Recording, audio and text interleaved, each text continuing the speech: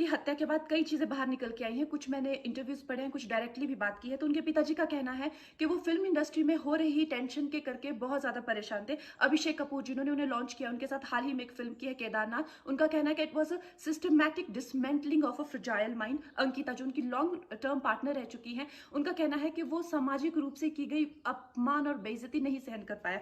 तो अब मैं आपको बताऊंगी कि मूवी माफिया ने ना कि सिर्फ उनको बैन किया था, सिस्टमैटिक डिसमेंटलिंग, कैसे कतरा कतरा करके उनका दिमाग तोड़ा गया है, उनको मारा गया है।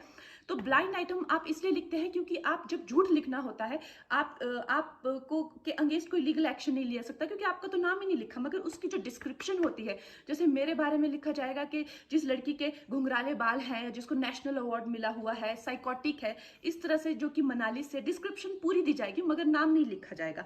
23 अगस्त 2017 को बॉलीवुड लाइव सुशांत के बारे में लिखता है कि वो जब भी सेक्स करता है तो सिर्फ अपने ही गाने सुनता है, वो सबसे बड़ा नार्सिसिस्ट है।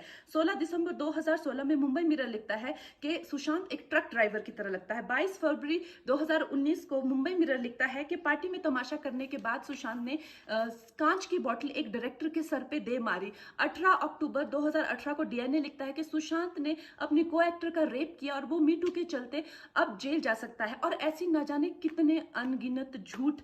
और ये जो बुद्धिजीवी जर्नलिस्ट हैं, ये जो चील कौए गिद्ध हैं जो मूवी माफिया के पाले हुए हैं, ये इसको मेंटल इमोशनल साइकोलॉजिकल लिंचिंग को जर्नलिज्म कहते हैं।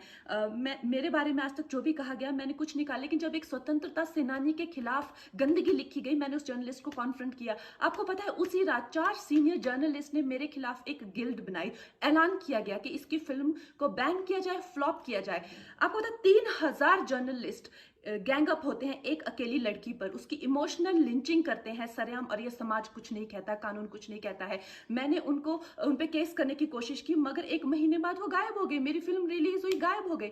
तो मेरा कहने का मतलब ये है कि अगर ये समाज जिस अन्याय की बुनियाद पर खड़ा है और कभी आवाज नहीं, आप ये पढ़ते हैं, चटकारे लेते हैं, कभी आपने सोचा है कि कभी नेपो किड्स के बारे में ये क्यों नहीं लिखा?